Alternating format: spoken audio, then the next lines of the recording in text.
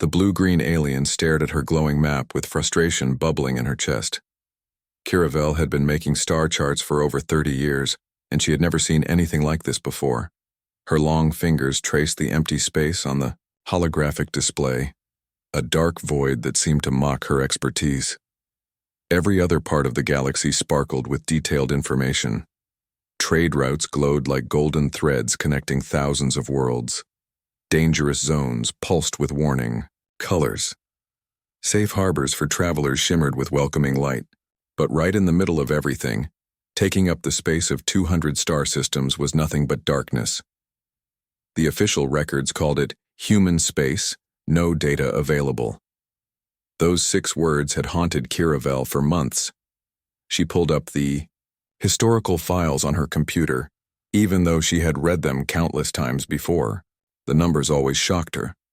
847 ships had entered human territory over the past 300 years. Military vessels, science ships, merchant traders, even desperate refugees running from wars. All different species, all with different reasons for going there.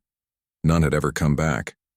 Not one single ship had sent a message saying they were in trouble. No distress calls, no final words, no emergency beacons. They just vanished completely, as if space itself had swallowed them whole. The Galactic Council had declared the area forbidden after too many rescue missions failed to find anything at all. What made everything even stranger was that humans themselves sometimes appeared at trading stations near the border. Kiravel had met 3 of them during her career, and they seemed perfectly normal. They were polite, friendly, and honest in their business dealings. They paid their bills on time and never caused trouble. But when anyone asked about their homeworlds, the humans would just smile and change the subject. They never gave coordinates, never shared star maps, never offered to guide visitors back to their territory. They seemed genuinely sad about the rules that kept other species out, but they never tried to change those rules either. Kiravel remembered her first meeting with a human trader named Jin. He had been selling rare metals at a space station near the border, and she had been curious about where the materials came from. Jin had looked uncomfortable when she asked direct questions about human space. "Some places are better left unexplored," he had said quietly. "Trust me on this one." That conversation had started her obsession with the mystery. How could an entire civilization just disappear from the galaxy's maps? How could they trade with other species but never allow visitors? What were they hiding in that empty zone? Kiravel had studied every theory she could find. Some scientists thought humans had developed weapons so terrible that their space was too dangerous to enter. Others believed they had made contact with hostile aliens and were protecting the galaxy from something worse. A few wild theories suggested humans had learned to travel through time or between dimensions. None of the theories explained why the missing ships never sent any messages. Even if they were destroyed instantly, their automatic emergency systems should have transmitted something. Even if they were captured, someone should have tried to communicate. The complete silence was the most disturbing part of the whole mystery. She opened another file, this one containing interviews with humans who had been questioned about their territory. Every conversation followed the same pattern.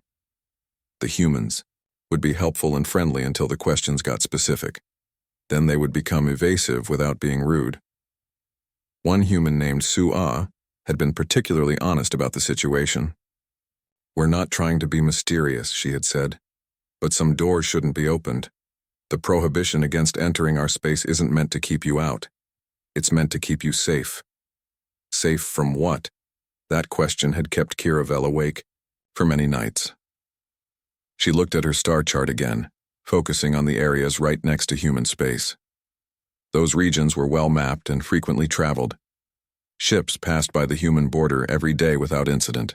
Whatever was happening inside human territory, it didn't seem to affect the surrounding areas. The more she studied the problem, the more convinced she became that the missing ships were still out there somewhere. Dead ships would eventually be found drifting in space. Destroyed ships would leave debris fields. But these vessels had vanished so completely that even their metal hulls couldn't be detected by long-range scanners. Kiravel made a decision that would change her life forever. She started writing a proposal for a new kind of expedition. Instead of trying to force their way into human space, they would follow the humans home. The next time human traders left a border station, a small stealth ship would track them at a safe distance and see where they went. It was risky and probably against several laws, but Kiravel couldn't stand looking at that empty space on her maps anymore. Every cartographer in the galaxy had the same blank spot in their charts, a reminder that even in an age of advanced technology and faster-than-light travel, there were still mysteries that defied explanation. She saved her proposal and prepared to submit it to the Galactic Exploration Committee. Whatever the humans were hiding, she was determined to find out. Captain Hyun-woo checked his instruments for the 100th time that day, but the readings made no sense. According to his ship's computer, the Star Wanderer had been exploring human space for only 6 days. According to the automated beacon they had launched at the border, they had been missing for 18 months. The truth was somewhere in between, and it was driving his crew crazy. The expedition had started with such hope. 42 scientists and explorers from 7 different species, all working together to solve the galaxy's greatest mystery. They had the most advanced sensors ever built, computers that could process information faster than entire planets, and enough supplies to last for years. None of it mattered now. Hyun-woo walked through the ship's corridors, checking on his crew. In the science lab, Dr. Zenka was staring at her sensor displays with tears running down her scaled face. The reptilian scientist had spent her entire career studying space, but nothing had prepared her for this. "Captain," she said without looking up, "I've run every test I can think of. Our sensors work perfectly within about 4 light hours of the ship. Beyond that distance, they detect absolutely nothing." "Nothing?" Hyun-woo asked, though he already knew the answer. "Not just empty space, Captain. Nothing. No stars, no planets, no cosmic radiation, no background energy. It's as if the universe simply stops existing beyond our immediate area." Hyun-woo nodded grimly. They had discovered this impossible situation on their first day in human space. Their long-range sensors, which should have been able to detect objects thousands of light years away, showed only a perfect void beyond their local bubble of space. He moved on to the navigation room, where Lieutenant Taemin was hunched over his charts with a look of complete confusion. The young officer had graduated at the top of his class from the Galactic Navigation Academy, but all his training was useless here. "Sir," Taemin said, his voice shaking slightly, "I can't establish our position. The reference stars we used to enter this region are gone. The pulsars that should guide us home aren't transmitting. Even the Galactic Center is invisible to our instruments. What about our entry point? I've been searching for 3 days, sir. We came straight into human space, no course changes, no detours. But when I try to reverse our path, there's nothing there. No border, no normal space, no way back." This was the nightmare that kept Hyun-woo awake at night. They weren't just lost in space. They were lost in a version of space that didn't follow any known laws of physics. Their ship was trapped in a bubble of reality that moved with them, surrounded by an emptiness that shouldn't exist. In the medical bay, Dr. Sora was treating crew members for what she called spatial displacement syndrome. The symptoms were getting worse every day. Dizziness, nausea, panic attacks, and a growing sense that reality itself was breaking down around them. "Captain," she said quietly, "I recommend we stop moving entirely. The crew can't handle much more of this emptiness. Some are asking to be put in suspended animation rather than face another day of this impossibility." The worst part was that they weren't alone. During their explorations, they had detected the signatures of other ships scattered throughout this strange region of space. Dozens of vessels from different time periods, all trapped in their own bubbles of reality. Some signatures were recent, others were centuries old. All the missing expeditions were here, Hyun-woo realized. Every ship that had entered human space was still somewhere in this twisted version of reality, unable to find their way back to the normal universe. On the 4th day, they had tried to contact one of the other ships. The response had been heartbreaking. Captain Velthos of the exploration vessel Deep Seeker had been trapped here for over 50 years, though to him it felt like only a few months. His crew was still alive, still hopeful that someone would rescue them. but they had long ago given up trying to navigate the impossible space around them. "We've mapped our local area completely," Felthos had told them over the radio. "About 10 light hours in every direction we have normal space with normal physics. Beyond that, there's just nothing. We think there might be hundreds of ships scattered throughout this region, each one trapped in its own pocket of reality." Hyunwoo had asked the obvious question, "Have you encountered any humans?" "Never. We've detected some strange energy signatures that might be artificial, but we've never made contact with anyone. Sometimes I wonder if the humans are trapped here too, or if they know something we don't." Now, on what his instruments claimed was the 6th day, Hyunwoo faced the hardest decision of his career. They could keep exploring, hoping to find a way out or make contact with whoever was responsible for the situation. They could try to establish a permanent settlement in their pocket of space, accepting that they might never see home again. Or they could follow Dr. Sora's advice and put the crew in suspended animation, waiting for a rescue that might never come. He looked out at the stars that surrounded his ship, knowing they were probably not real stars at all, just projections or memories of the space they had left behind. Somewhere out there, the normal universe continued its existence, completely unaware that hundreds of ships and thousands of explorers were trapped in this impossible realm. The humans had to know what was happening here. The question was whether they were prisoners like everyone else, or if they held the key to escape. Captain Minho sat in the crowded cantina of Nexus Station, carefully sipping his coffee, while the Cathari merchant across from him grew more excited with each passing minute. The insect-like alien's antennae twitched rapidly, which Minho had learned meant the creature was very interested in making a deal. "Captain Minho," the merchant buzzed through his translator device. "Surely you understand how valuable this information would be. My people would pay millions of credits for even basic star charts of human territory." Minho kept his face calm, though inside he felt the familiar sadness that came with these conversations. "I'm sorry, Krixtal, but I'm just a cargo hauler. I don't have access to that kind of information." "But you must know something," Krixtal pressed. "You travel back and forth from human space regularly. What do you see there? What worlds do you visit?" The lie came easily to Minho's lips, practiced from years of similar conversations. "Mostly industrial worlds, mining colonies, nothing very interesting. My company doesn't share route information with individual captains." It wasn't entirely false. There were industrial worlds and mining colonies in human space. What he couldn't explain was that those worlds existed in folded dimensions, occupying the same coordinates as normal space, but completely invisible to anyone who didn't understand dimensional physics. Krixtal's mandibles clicked with disappointment. "The prohibition has stood for centuries, Captain. Surely your people might consider allowing supervised expeditions by now." Minho took another sip of coffee, buying time to choose his words carefully. "Some boundaries exist for good reasons, friend. Not everything that's hidden is hidden out of fear or hostility." After the merchant left, Minho activated his secure communicator and sent a coded message to Earth. Another species was showing increased interest in human territory. The message was brief but clear. The Cathari were beginning to ask more detailed questions about human space. The response came back within minutes. "Understood. Continue standard protocols.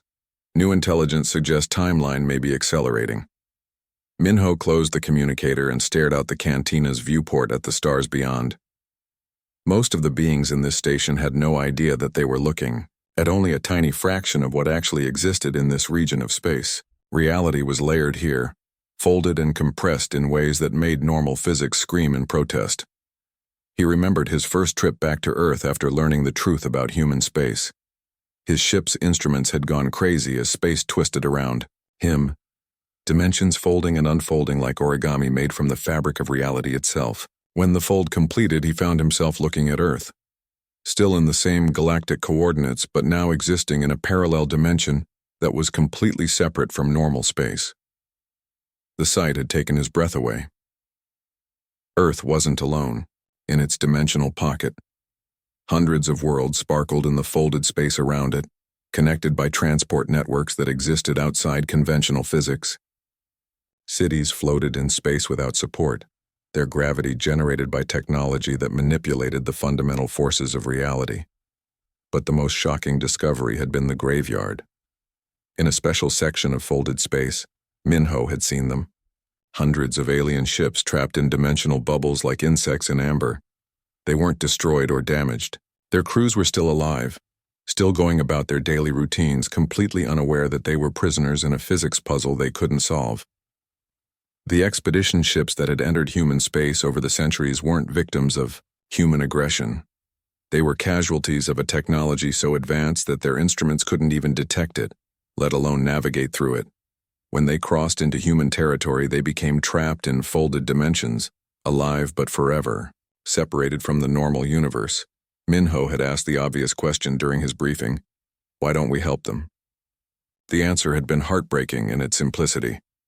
We can't extract them without risking dimensional collapse. Their ships exist in stable pockets now. Any attempt to pull them back to normal space might destroy them completely. So the alien expeditions remained trapped, supplied with basic necessities through dimensional manipulation but unable to return home. They didn't even know they were prisoners. To them, they were still exploring human space, still hoping to make contact or find their way back to familiar territory. The humans monitored them constantly, ensuring their life support systems remained functional, sending supplies when needed but never making contact. It was a kindness born of guilt. Humanity had built the perfect defense against galactic interference, but the cost was measured in thousands of lives trapped between dimensions. Minho finished his coffee and prepared to return to his ship. The cargo hold was full of goods that would be welcomed on Earth, traded from species who had no idea where their products were really going. In a few hours, he would engage his dimensional drive and slip back into folded space, leaving normal reality behind for a universe that existed alongside the galaxy, but remained forever hidden from it. As he walked through the station's corridors, Minho noticed other humans conducting similar business. They all wore the same carefully neutral expressions, all deflected questions about their territory with the same polite evasiveness. They were the guardians of humanity's greatest secret, and the weight of that responsibility grew heavier with each passing year. The star maps of every alien species showed human space as empty, and Minho knew they always would. In the universe that other species could perceive, human territory truly was blank. The reality was hidden in dimensions that conventional physics couldn't access, protected by technology that turned space itself into humanity's shield. But shields, Minho knew, were only as strong as the threats they were built to face, and according to the intelligence reports, something was coming that would test every defense humanity had built.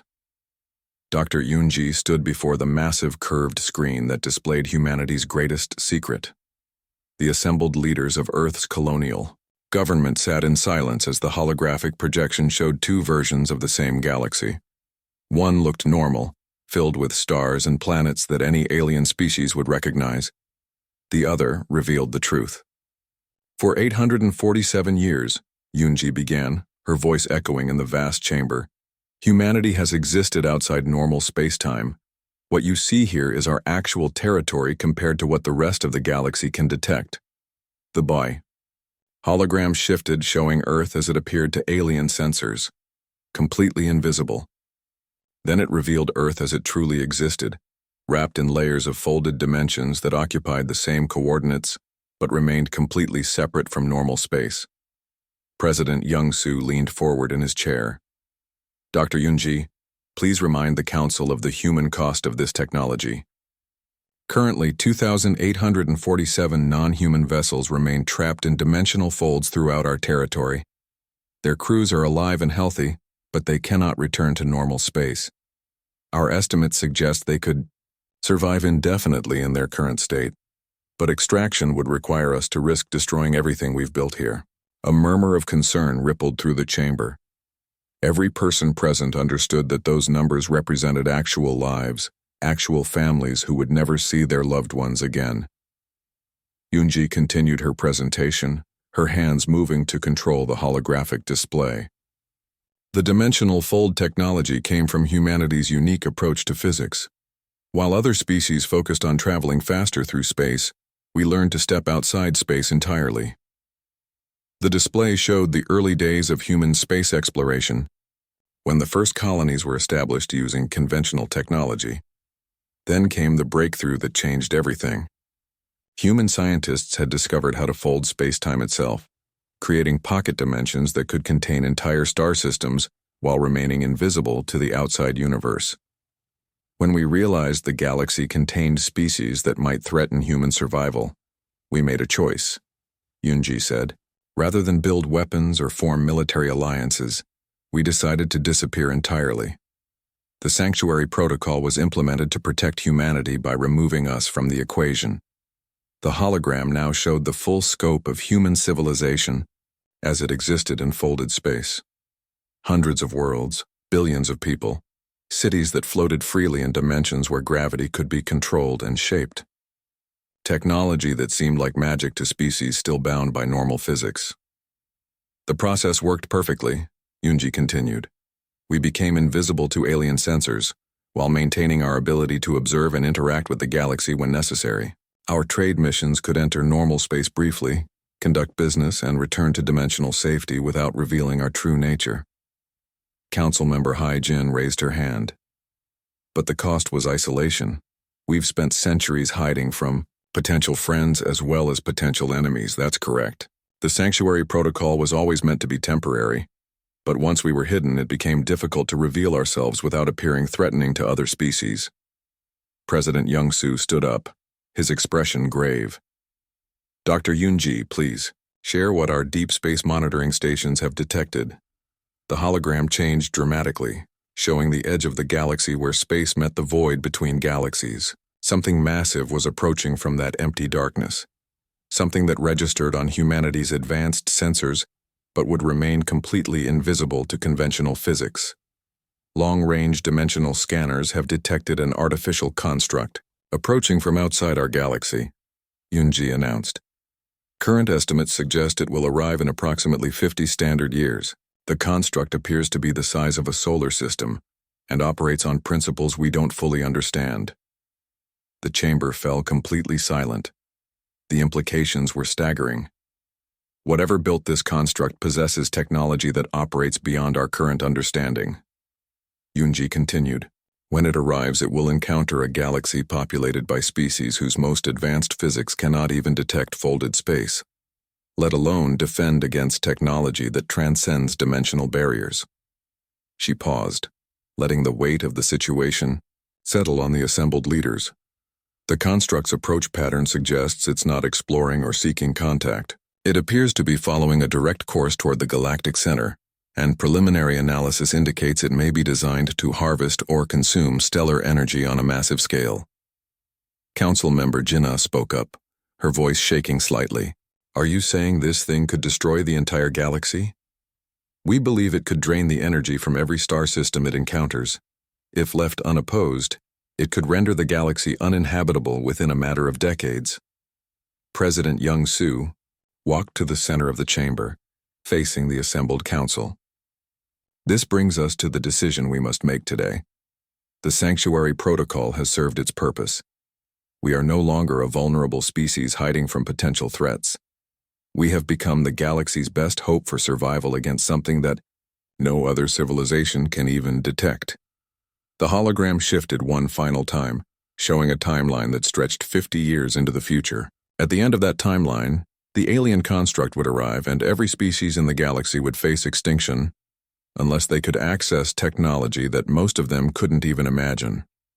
The age of human isolation must end, President Young-Soo declared. We have the knowledge and technology needed to save not just ourselves but every intelligent species in the galaxy. The question before us is whether we're ready to take responsibility for protecting civilizations that don't even know we exist. The vote that followed was unanimous.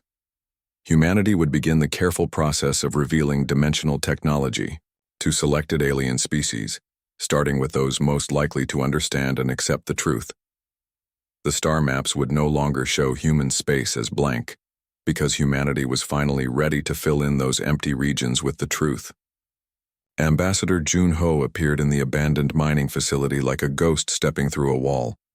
One moment the dusty chamber was empty, The next, he was sitting calmly in a chair that hadn't been used for decades. The Velkarian cartographer. Kiravel jumped backward, her tentacles flailing in shock. "Please don't be alarmed," Junho said gently, raising his hands in a peaceful gesture. "Captain Minho told me you were asking questions about human space. I'm here to give you answers." Kiravel's compound eyes fixed on him with a mixture of fear and fascination. "How did you just appear like that? Our sensors detected nothing." "That's part of what I'm here to explain."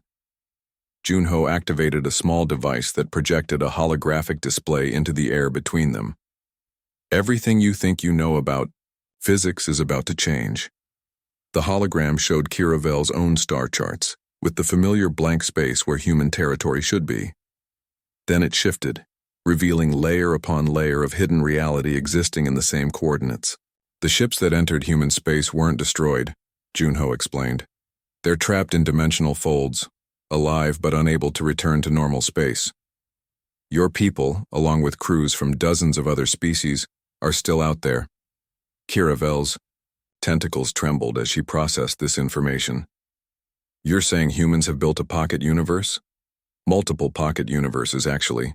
We learned to fold space-time itself, creating dimensions that exist alongside normal space but remain completely invisible to conventional physics." The hologram showed the true scope of human civilization. Hundreds of worlds floating in carefully maintained dimensional bubbles, connected by transportation networks that existed outside normal space.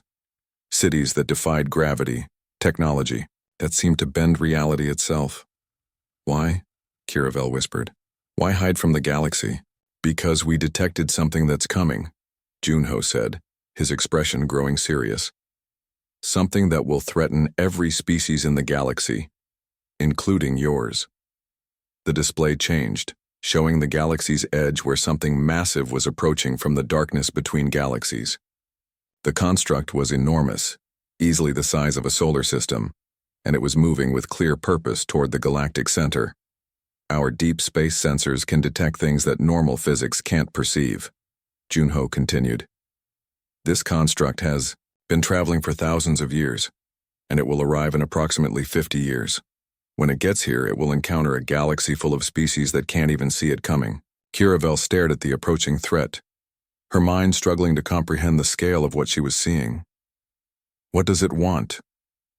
"We believe it harvests stellar energy. Every star system it encounters could be drained of power, leaving dead worlds and empty space. The galaxy as we know it would cease to exist." Junho leaned forward, his eyes meeting hers. "This is why I'm here, Kiravel. Humanity can't face this threat alone. We need allies, partners who understand the danger and are willing to work with us to prepare defenses." "What are you asking me to do?" "Join us. Become the first non-human ambassador to actual human space. Help us identify which species might be ready to learn about dimensional technology. But understand the cost. Once you cross over to folded space, you can never return to your old life. The physics of dimensional existence change you in ways that make it impossible to survive in normal space for extended periods."